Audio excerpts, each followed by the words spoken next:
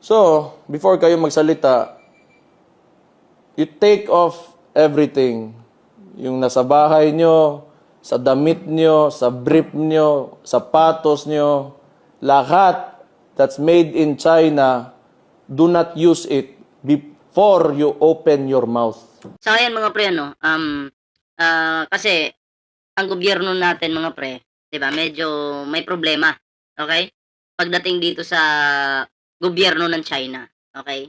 Pero ang hamon ni Baste, kung ayaw talaga daw natin sa China, yung mga kagamitan daw ng mga Pilipino ngayon, karamihan made in China daw. Okay, so tanggalin daw po natin lahat 'yan, sabi ni Baste, kasi nga ayaw naman daw ng mga Pilipino sa China, karamihan, okay? Alam mo Baste, masasabi ko bobo ka rin, eh. 'Di ba? Bobo ka rin. Kasi wala, para sa akin mga pre, wala naman pong issue yung mga produkto ng China. Okay? Eto, wala pong issue yung mga produkto ng China sa mga Pilipino. Kung meron man, ilan lang siguro 'yon. Pero karamihan po nagugustuhan naman ng mga Pilipino. Karamihan ng produkto po sa China, nagugustuhan ng mga Pilipino. Mga headset, tsinilas, damit, 'di ba? Oo. Nung nagpunta nga kami China, bumili kami ng mga gamit dun, eh. So, ibig sabihin, nagustuhan po namin or ng mga Pilipino yung gamit po na galing sa China, okay? Basta makinig ka ha, dahil bobo ka. Pero, pagdating po sa gobyerno ng China at gobyerno ng Pilipinas, okay? Hindi po sila nagkakaintindihan, gobyerno to gobyerno. Lalo na ngayon, yung mga kapwa natin Pilipino medyo nabubuisit sa China. Alam niyo kung bakit? Nabubuisit po sa gobyerno ng China, ha? Hindi po sa mga mamamayan or produkto ng China. Oh, alam mo bakit? Dahil itong mga Chinese government na nagtatrabaho diyan, inabuso po yung kapwa natin Pilipino, lalo na diyan sa West Philippine Sea. O kita niyo ba, may naputulan ng hinlalaki diyan? Oh.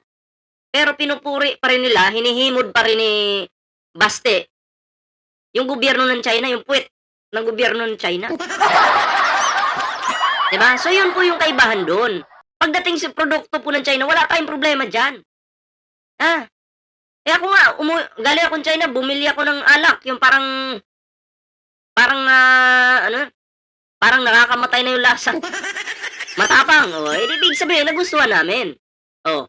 Pero pagdating sa gobyerno ng China, ibang usapin yun. 'Di ba? Kasi ang gobyerno ng China, inaabuso ang Pilipinas. Ngayon, alam mo na Baste yung kaibahan. Alam mo na. Alam mo na ngayon yung kaibahan, Baste. Ha? At least, may natutunan ka na naman kay Ballpoint Man. 'Di ba? So, ito po yung ating bibigyan ng kaunting reaction ngayon. Siyempre, bago tayo magtuloy-tuloy sa ating reaction, and kung bago pa lang dito sa ating YouTube channel, huwag kalimutang mag-like, share, and subscribe para naman po maging updated kayo sa lahat ng mga uploads natin. Ayan. At syempre, may TikTok, may Facebook po tayo. Sana po inyong suportahan mga pre. Eto na ngayon mga pre. Pakinggan po natin yung mga sasabihin ni Basti dito. Wala, lapsaw po, mababaw po yung pag-unawa nitong Basti Duterte na to. Napakababaw. Mahina yung utak. Ha? Tuloy natin. Kasi alam ko yung mga comments dyan, yung sasabihin, pro-China. Okay, once and for all, bago kayo magsalita, this is not about... Pro-China. Ano ibig sabihin ng pro-China? Katulad nyo, pro-China kayo. Saan ba kayo kumakapit? Saan ba kayo kumakapit? Ang paborito nyong kapitan, yung gobyerno ng China. At yung mga Chinese na nagpapasok ng illegal dito sa ating bansa. Kaya pro-China kayo. Diba? Ngayon, kung may mga produkto man yung China, galing China, na maganda naman yung dating sa Pilipinas, sa mga tao, lalo na sa mga tao, lalong-lalo na kung legal naman ito, wala po tayong problema doon. Kasi hindi naman po natin, kami po, hindi kami nagre-reklamo. Hindi kami nagre-reklamo sa mga produkto nila kung legal naman po ang pagpasok dito sa Pilipinas at kung maganda naman po ang nagiging epekto nito sa mga Pilipino. 'Di ba? Walang problema doon. Ang narereklamo lang ng mga Pilipino, yung mga illegal na pumapasok dito. Lalo-lalo na yung gobyerno nagrereklamo. Bawal yung illegal. Chinese ka, nagpapasok ka ng illegal, yari ka. 'Di ba? So, ganun. Yun yung ibig sabihin nun, baste. Lawakan mo yung pag-unawa mo. Diba? Huwag mong ilihis. Kasi ang taong bayan, hindi po nagrereklamo. Hindi po nagrereklamo sa produkto ng China. Ang problema ng taong bayan ngayon, yung Chinese government. Diba? Chinese government. At yung mga chikwa na basta-basta na lang pumapasok dito, tapos illegal yung ginagawa nila. Yun yung problema, baste. Naisip mo ba yun? Ay, naku po.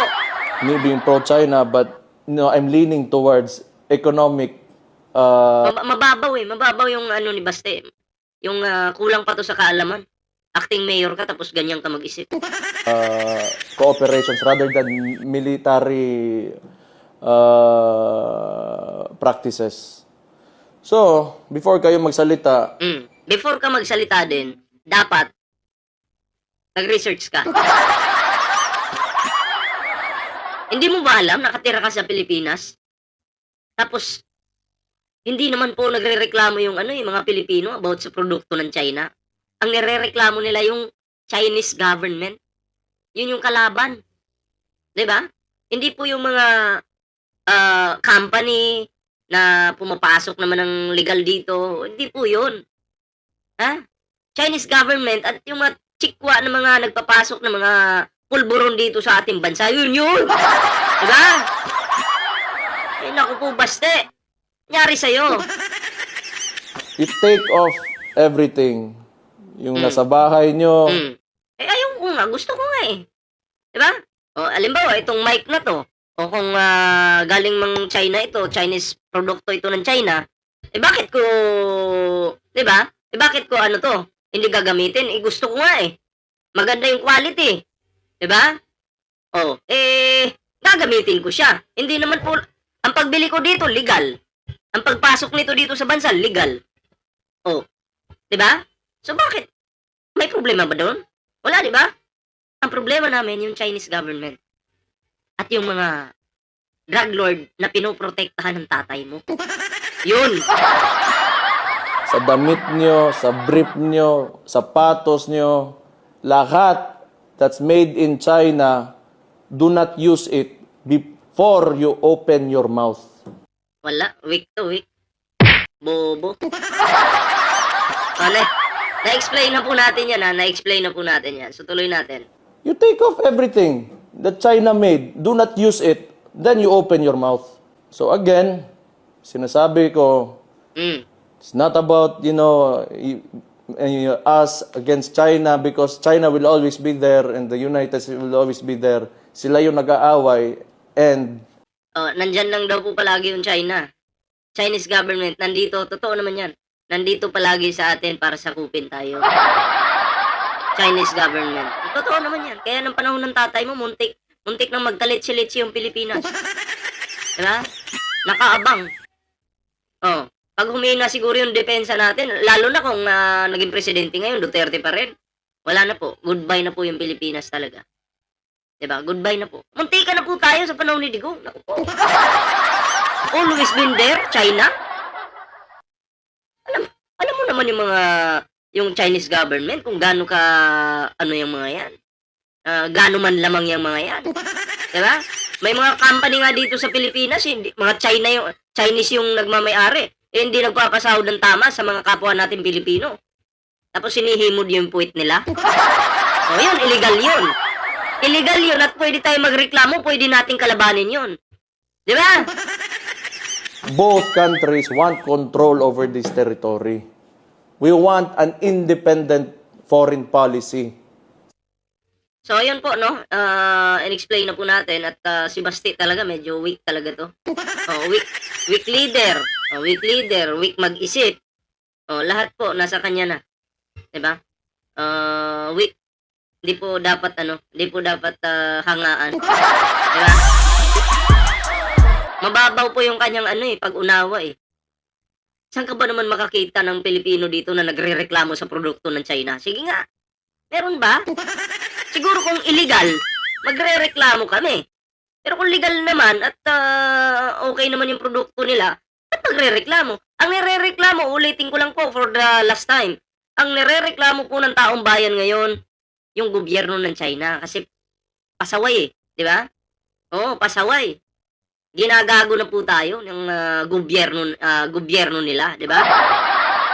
Pero kahit ginagago na tayo, sinusuportahan po ng mga bobo. Oh, 'di ba? So anyway, yun lang yung ating reaction ngayon mga pre. Kayo anong komento nyo dito? Comment down below para na mabasa naman po natin yung inyong mga reaksyon. Kaya sa hindi pa po nakakapag-like, share, subscribe, kalimbangin nyo na po yan para po maging updated po kayo sa lahat ng mga uploads natin. So hanggang dito na lang po muna yung ating video. Ako po magpapaalam muna pansamantala. Ingat po ang lahat.